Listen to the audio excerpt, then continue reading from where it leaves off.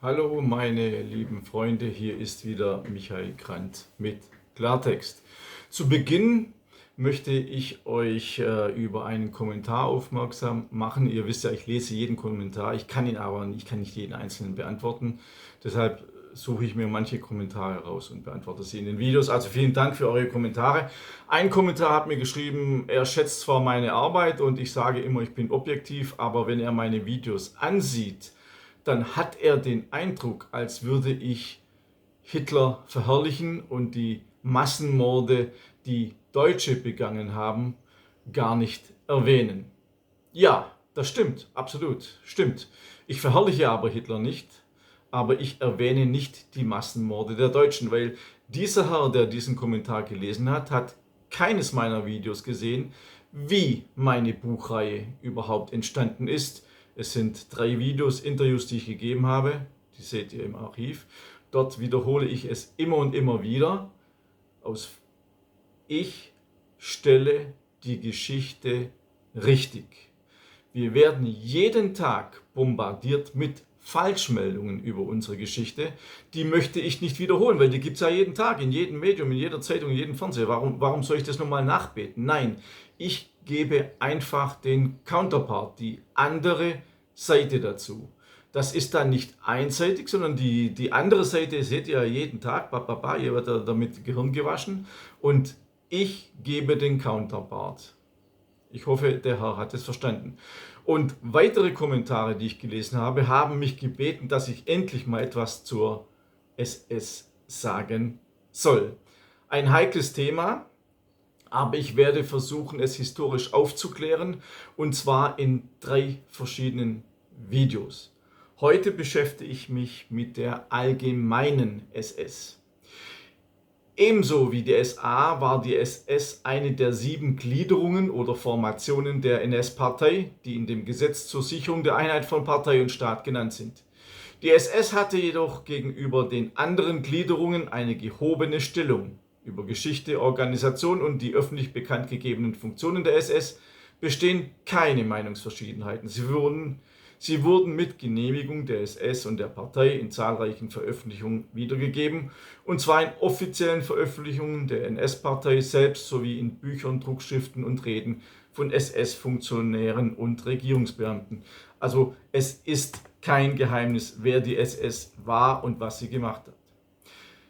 Die SA wurde 1923 für illegal erklärt. Als die NSDAP 1925 ihre Tätigkeit wieder aufnahm, blieb die SA verboten. An ihrer Stelle, und um die Rolle von Hitlers persönlicher Polizei zu spielen, wurden kleine, leicht bewegliche Gruppen gebildet, die den Namen Schutzstaffeln, also SS, trugen.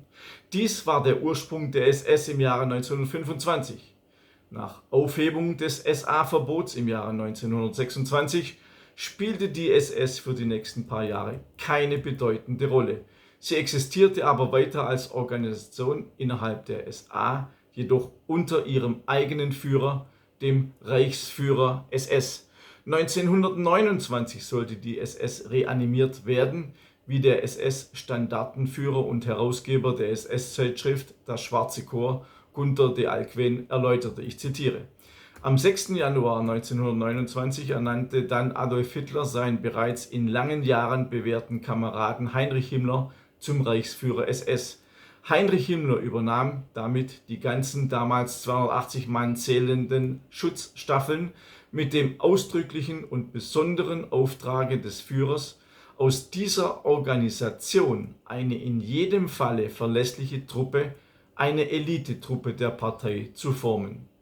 Mit diesem Tage beginnt die eigentliche Geschichte der SS, so wie sie heute in all ihren tieferen Wesenszügen fest verankert in der nationalsozialistischen Bewegung vor uns steht.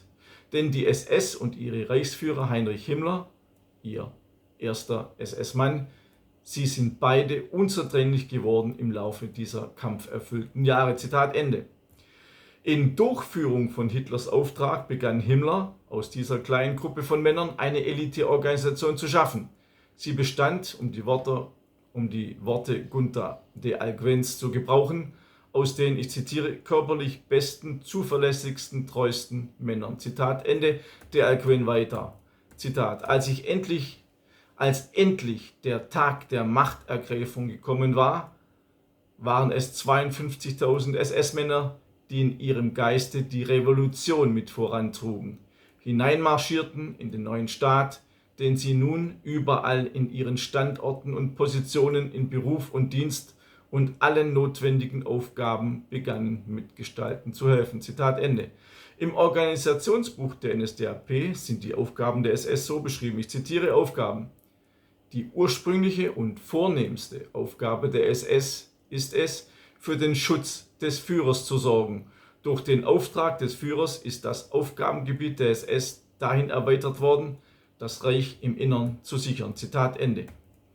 Diese Auffassung machte eine Ausdehnung der Funktionen der SS auf viele Gebiete notwendig. Sie schloss in erster Linie die Ausübung von Polizeifunktionen mit ein, darüber hinaus aber noch mehr. Sie bedeutete auch Mitwirkung an der Verbreitung des Regimes über die Grenzen Deutschlands hinaus und damit gegebenenfalls sogar Teilnahme an jeglicher Tätigkeit, die dazu bestimmt war, die Macht über die Gebiete und Völker zu sichern, die durch militärische Eroberung unter Deutschlands Herrschaft gekommen waren. Bis 1933 gab es keine besonders bezeichneten Unterabteilung. Die SS war eine einzige Gruppe, eine Gruppe freiwilliger politischer Soldaten. Aus diesem ursprünglichen Kern heraus entwickeln sich die neuen Einheiten. Die allgemeine SS war die Grundlage, der Hauptstamm, aus dem die verschiedenen Äste wuchsen. Sie setzte sich aus allen Mitgliedern der SS zusammen, die nicht irgendwelchen Sonderabteilungen angehörten. Sie war das Rückgrat der ganzen Organisation. Das Personal und die Führer der Hauptämter der obersten Führung der SS gehörten dieser Gliederung an. Mit Ausnahme der Führer in hohem Rang und derer, die Stabsstellungen in den Hauptämtern der obersten Führung der SS innehatten, waren die Angehörigen dieser Ämter auf freiwilliger Basis und zwar nebenberuflich tätig, wissen viele nicht. Kurz, das Wort SS bedeutete grundsätzlich die allgemeine SS. Die allgemeine SS war nach militärischen Gesichtspunkten aufgebaut, beginnend über die Standarte, den Sturmbann und Sturm bis hinunter zur Schar. Bis nach Beginn des Krieges bildete sie, die allgemeine SS, zahlenmäßig die größte Gliederung der SS. 1939 erklärte de Alcuin, ich zitiere: In einer Stärke von 240.000 Mann gliedert sich die allgemeine SS heute in 14 Oberabschnitte, 38 Abschnitte, 104 Standarten, Fußstandarten, 19 Reiterstandarten, 14 Nachrichtensturmbanne, 9 Pioniersturmbanne sowie Kraftfahr- und Sanitätseinheiten. Diese allgemeine SS steht wie in der Kampfzeit voll und ganz im Beruf. Zitat Ende.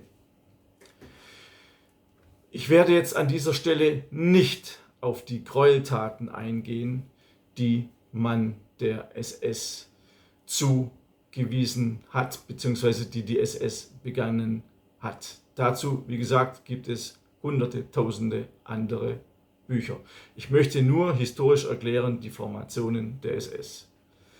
Alles dazu in meinem Buch Adolf Hitler, eine Korrektur, Band 2. Sehr, sehr umfangreich, über 800 Seiten, über 2000 Quellen. Dort steht alles über die SS und vieles, vieles andere mehr, wie Hitler an die Macht gekommen ist, wie die SPD ihr Spiel gespielt hat und so weiter. In diesem Zusammenhang muss ich einfach auf mein neues Buch aufmerksam machen. Deutschland muss vernichtet werden. Wenn wir gerade bei Massenmorde sind, dieses Buch dokumentiert alle Massenmorde der letzten 100 Jahre an unserem deutschen Volk. Angefangen von 1914 mit der Hungerblockade, bei der 800.000 Deutsche starben, bis nach dem Krieg und die Kriegsgefangenenlager. Es geht dann weiter ab 2015 in diesem Buch, über 100 Seiten, über die Zersetzung des deutschen Volkes, da Merkel, deshalb ist sie auch auf dem Titelbild, da Merkel die Grenze geöffnet hat und meiner Meinung nach damit begonnen hat, unser Volk zu zersetzen. Alles über Migrantenkriminalität, in diesem Buch. Alle neuen Statistiken, also aktuell. Dieses Buch ist ein Andenken an unsere Großväter und Großmütter, aber auch ein Andenken an unser Volk. Wenn ihr an dieser Andenkkultur teilhaben wollt, würde ich mich freuen, wenn ihr dieses Buch kaufen würdet. Bitte folgt mir bei Telegram. Ich bete es mantramäßig bei jedem Video nach, aber ich sehe, dass nicht sehr viele Abonnenten dazukommen. Folgt mir bei Telegram. Also wenn ihr mich gut findet, dann folgt mir auch, weil ich weiß nicht, wie lange ich noch hier bei YouTube bin. Ihr könnt auch meinen kostenlosen Newsletter auf www.michaelkrant.de abonnieren. Jede Woche ein neuer Artikel. Wie gesagt, mein Newsletter ist kostenlos, meine Videos sind kostenlos, meine Informationen sind kostenlos. Und wenn ihr meine Arbeit auch monetär unterstützen wollt, habe ich unten meine Bankverbindungen angegeben. Ich bedanke mich im Voraus an all diejenigen, die mir auch kleine oder größere Beträge zukommen lassen. Leider steht auf der Überweisung nicht immer die E-Mail-Adresse, so dass ich mich nicht persönlich bedanken kann. Also wenn ihr mir spendet und ihr hinterlasst die E-Mail-Adresse, dann bedanke ich mich auch persönlich. Alles Gute, bis zum nächsten Mal. Morgen beschreibe ich dann den Sicherheitsdienst und die Totenkopfverbände der SS. Alles Gute, bis morgen. Tschüss.